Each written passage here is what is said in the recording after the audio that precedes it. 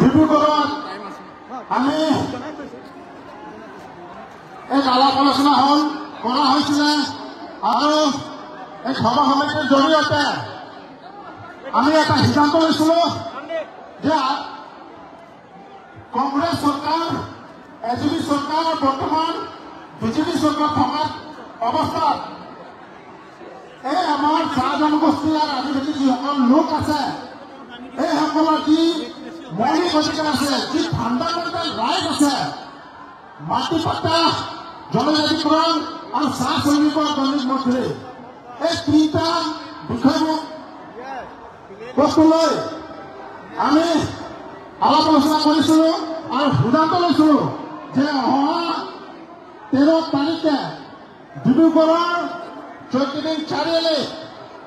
ডিব্ৰুগড়ৰ যিমান বাগিচা আছে প্ৰতিটো বাগিচা আমাৰ চাহ শ্ৰমিক ৰাইজ গাঁও বস্তি আমাৰ মাতৃ পিতৃ সকল আমাৰ ভাই ভনীসকল যে আমি তেখেতসকলক লৈ আমি কেনেকা জনজাতিকৰণ ল'ব পাৰি মাটি পট্টা কেনেকা আমি ল'ব পাৰি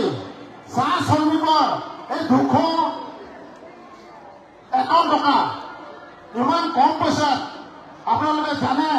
যে এটা ঘৰত এটা মানুহ যদি চাকৰি কৰে আৰু 5টা তেওঁৰ ওপৰত ডিপেণ্ডেণ্ট হৈ থাকে হয় নে নাই আজিৰ ডেটত 250 টকা পচিবিলিটি আছে জানো সম্ভৱ আছে এটা ঘৰ চলোৱা আছে জানো আমাৰ মিনিমাম কিমান আমাৰ হ'ব লাগিব 551 টকা হ'ব লাগিব হয় নাই তেতিয়া আমি ভালকে এসাঁজ খানা খাব পাৰিম হয় নাই আমাৰ ল'ৰা ছোৱালীবোৰক আমি ইংলিছ মিডিয়ামৰ জৰিয়ত পঢ়াব নোৱাৰিম তো ভাল এটা অসমীয়া মিডিয়ামৰ স্কুলত আমি পঢ়াবলৈ সক্ষম হ'ম হয় নাই গতিকে এই 3টা দাবীৰে আমি এই 5টা সংগঠন আমি সিদ্ধান্ত লৈছিলো আৰু আপোনালোকৰ অবিহনে আপোনালোকৰ সহযোগ নোলোৱাকে আমি ছাকচেছ কেতিয়াও হ'ব নোৱাৰো বিগত সময়ৰ পৰা বৰ্তমানলৈকে এই জনগোষ্ঠীৰ দ্বাৰা বা এই দল সংগঠনৰ দ্বাৰা যিমান দি আমি পাইছো আমি কালি কিনে পাইছো হয় নে নাই কোনোবাই এইখিনি দিছে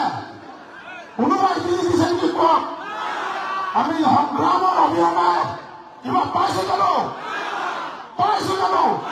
গতিকে আগন্তুক যি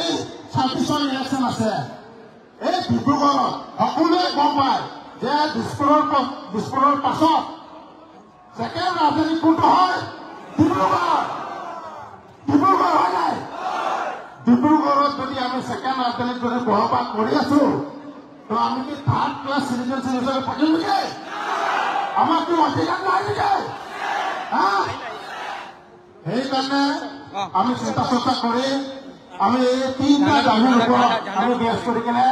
আজি বিশাল গণসমাবেশ কাৰ্যসূচী আমি ইয়াৰ হাতত লৈছো আৰু এই কাৰ্যসূচীৰ দ্বাৰা অসম গণতন্ত্ৰটো গঢ়িব লাগিব নাই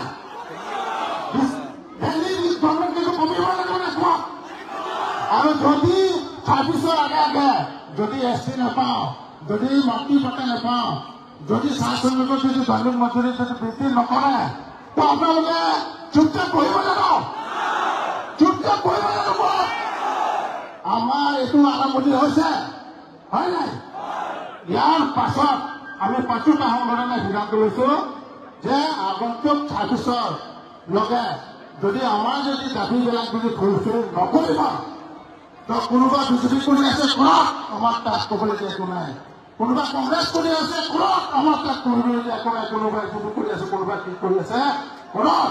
কিন্তু প্ৰথম আমি চাহ জনগোষ্ঠী আদিবাসী লোক হয় নাই গতিকে এইটো আমি এটা মধ্যম হৈছো সংগঠনবোৰ কিন্তু জাতি মজাৰ কাৰণে আপোনালোকে আহিছে